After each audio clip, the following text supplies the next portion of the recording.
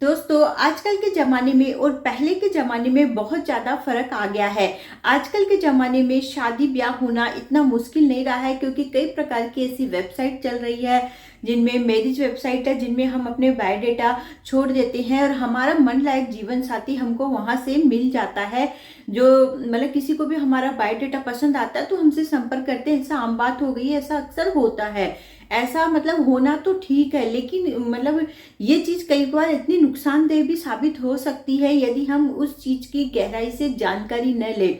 जिससे भी शादी ब्याह आप करने जा रहे हैं इंटरनेट या वेबसाइट के जरिए, ऑनलाइन शादी आप करने जा रहे हैं, तो आप सबसे ज़्यादा ये ध्यान दे लीजिए कि उसका बैकग्राउंड कैसा, व्यक्ति कैसा, उसका डीपली मतलब रिसर्च कर लीजिए, उसके बारे में जानकारी पूरी निकाल लीजिए। ये बहुत ही ज़्यादा ज़रूरी है, क्योंकि आज की जो हमारी सच्ची घटना पर आधारित कहानी है, मध्य प्रदेश के इंदौर शहर की घटना है। दोस्तों, आप सुनेंगे तो आप लोग भी दंग रह जाने वाले हैं, क्योंकि छत्तीसगढ़ में रहने वाली एक जो लड़की थी, जिसका मैंने नाम चेंज किया है, दीपा नाम की लड़की, जो छत्तीसगढ़ के एक छोटे से शहर में रहती थी, जो गवर्नमेंट शिक्षक बन चुकी थी, मतलब उनकी अच्छी खासी जॉब लग गई थी।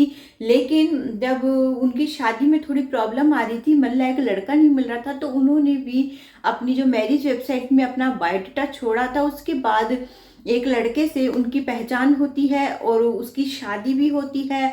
बट शादी के बाद जो वो प्रॉब्लम फेस करती है और ऐसी ऐसी चीज़ें उसके सामने आती है जिसकी उसने कभी कल्पना भी नहीं की होगी, कि जो इंसान इतना अच्छा नज़र आ रहा है, इतना अच्छा दिख रहा है, जिसे वह अपना जीवन साथी समझ रही है, अपना सपनों का राजकुमार समझ रही है, वो इस प्रकार का निकलेगा। तो दोस्तों, चलिए आज की हमारी सच्ची कहानी को हम शुरू करते हैं। नमस्कार दोस्तों, आप लोग का हमारे चैनल में स्वागत है। तो दोस्तों, आज की जो सच्ची कहानी है वो हमारी छत्तीसगढ़ और मध्य प्रदेश से जुड़ी हुई कहानी है। और ये घटना जो है वह जो घटना आज सुनाएंगे, जो दंग करने वाली घटना है, वो ये मध्य प्रदेश के इंदौर में घटी हुई घटना है। तो दोस्तों, एक दीपा नाम की लड़की होती है, जो छत्तीसगढ़ के एक छोटे से शहर में रहती है। उसका सपना था नौकरी लगना, मतलब वो एक गवर्नमेंट टीचर की तैयारी कर रही थी, गवर्नमेंट टीचर वो बनना चाहती थी। जब वो तैयारी कर रही थी तो बहुत मेहनत उसने की और उसकी नौकरी भी मतलब जब उसकी 30 ईयर हो जाती है, उसके बाद जब उसकी जॉब लग जाती है तो घर वाले अब उसकी शादी की तैयारी करते हैं, उसके लिए लड़का ढूंढते हैं। लेकिन लड़का नहीं मिल पा रहा था, वो 32 साल की हो गई थी। उसके बाद उसने शादी की जो मैरिज वेबसाइट होती है वहाँ पे अपना बायोडेटा सेंड किया, सब जगह जितनी भी वेबसाइट थी सब पे अपना बायोडाटा सेंड किया। उसके बाद में एक राजेश नाम के लड़के से उसकी पहचान होती है, व्हाट्सएप पे चैटिंग होती है, फिर एक दूसरे को कॉल करते हैं। उसके बाद बातचीत का सिलसिला शुरू होता है। उसके बाद जो राजेश होता है वो धीरे धीरे दीपा को पसंद आने लगता है। फिर जो राजेश होता है वह दीपा को शादी ऑफर कर देता है, शादी करने के लिए उससे बात करता है, तो वो भी तैयार हो जाती है। उसके बाद जो राजेश उससे छत्तीसगढ़ मिलने भी आता है, उसके परिवार से मिलता है, बातचीत करता है, और वो बहुत ही ज़्यादा रईस भी होता है। राजेश प्रॉपर्टी का कुछ काम किया करता था वो इंदौर में, और उसके पास पैसे की कमी नहीं होती, अच्छा खासा पैसा होता है। उसके रुतबे और पैसे को देखकर वो जो दीपा होती है वो उसे तुरंत पसंद कर लेती है। दिखने में भी वो ठीक ठाक अच्छा लग रहा था, और उसके घर वाले भी खुश हो जाते हैं कि लड़का तो अच्छा है और पैसे वाला भी है, हमारी बेटी खुश रहेगी। ये सोच के वो लोग शादी के लिए तैयार हो जाते हैं। उसके बाद राजेश एक बार चले जाता है, फिर शादी की डेट वेट ये सब फिक्स की जाती है। उसके बाद पूरी तैयारियां होती है और रायपुर के एक होटल में उनकी शादी होती है। लेकिन शादी के अंदर उनके परिवार का कोई भी सदस्य नहीं आता है। इसको देखकर दीपा के परिवार वाले भी दंग होते हैं, दीपा भी दंग होती है। तो वह उनको ये बोलकर झांसा दे देता है कि मेरे परिवार के अभी शादी के लिए राजी नहीं है, लेकिन शादी के बाद वो जल्दी ही राजी हो जाएंगे, आप लोग चिंता मत करिए। उसके कुछ दोस्त वगैरह आए थे शादी में, उन्हीं के साथ में वो शादी में आया था।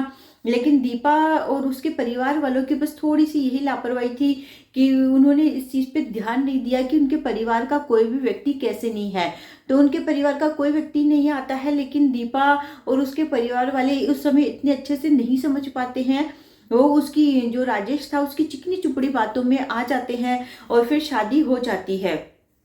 उसके बाद जो राजेश होता है वह दीपा को लेकर इंदौर आ जाता है। वो अपने फार्म हाउस पे उसे लेके जाता है। वो जो फार्म हाउस था बहुत ही ज़्यादा अच्छा था, रहन सहन मतलब रहने करने की सब व्यवस्था थी। तो मतलब वहाँ कोई किसी प्रकार की तकलीफ नहीं थी, सब सुविधाजनक था। दीपा को वहाँ ले जाता है, छोड़ता है, दिखाता है सब चीज़। तो दीपा को सब कुछ पसंद आता है, वो वहाँ रहने लगती है। ऐसे करके 10 एक दिन निकल जाते हैं। फिर दीपा उसे अपने परिवार वालों से मिलाने के लिए बोलती है। तो राजेश जो होता है बोलता है कि मैं जल्दी ही तुम्हें अपने परिवार वालों से मिलाऊंगा। फिर दीपा और वो इस तरीके से रहना शुरू कर देते हैं। लेकिन धीरे धीरे जो राजेश होता है उसकी जो सच्चाइयां है वह दीपा के सामने धीरे धीरे खुलने लगती है। 15-20 दिन तक तो सब कुछ ठीक चल रहा होता है, लेकिन बाद में जो राजेश नाम का व्यक्ति रहता है उसकी जो घिनौनी हरकतें होती है वह दीपा के सामने धीरे धीरे आने लगती है।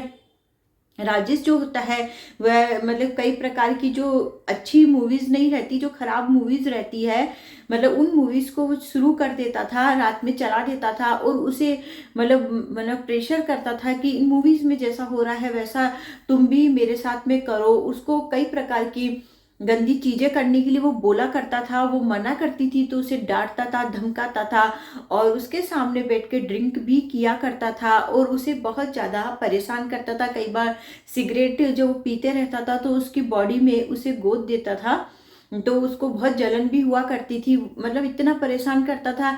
उसके बाद वो धीरे धीरे उससे परेशान होने लगी और मतलब ऐसी हरकतों का सिलसिला फिर रोज ही शुरू हो गया।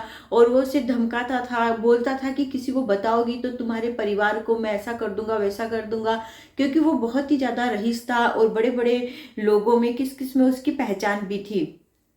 इस तरीके से दिन निकलते रहे। वो रोज इसी प्रकार की हरकतें उसके साथ किया करता था। दीपा बहुत ज्यादा परेशान होने लगी थी और यहीं तक तो ठीक था, लेकिन उसके बाद भी उसकी हरकतें फिर ज्यादा ही बढ़ते जा रही थी। एक दिन वह अपने किसी दोस्त को वहीं फार्म हाउस पे ले आता है। दोनों बैठ के खाना वाना खाते हैं, ड्रिंक करते हैं। उसके बाद वह दीपा को बोलते हैं कि तुम मैंने गाना बजा देते हैं, डांस करो, और वो भी बिना कपड़ों के। तो दीपा मना करती है। तो बंदूक की नोक रखे उसे धमका के जबरदस्ती डांस कराया जाता है। वह उसे बहुत ज्यादा परेशान करते हैं और फिर उसके साथ में वो संबंध वगैरह भी बनाते हैं, दोस्त और वो मिलके।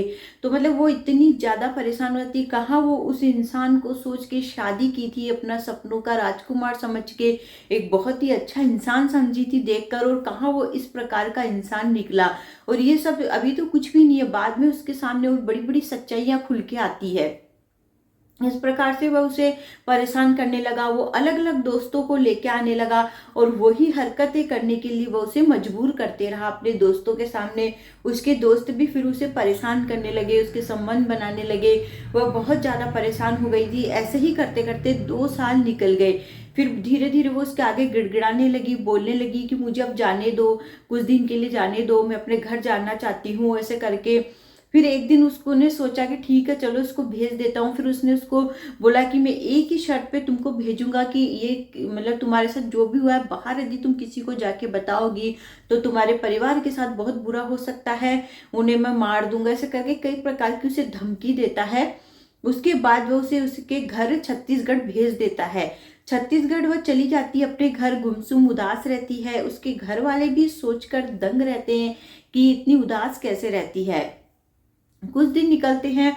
उसके बाद राजेश का उसके पास कॉल आता है और राजेश उसको बोलता है कि तुम वापस आ जाओ, बहुत दिन हो गए हैं।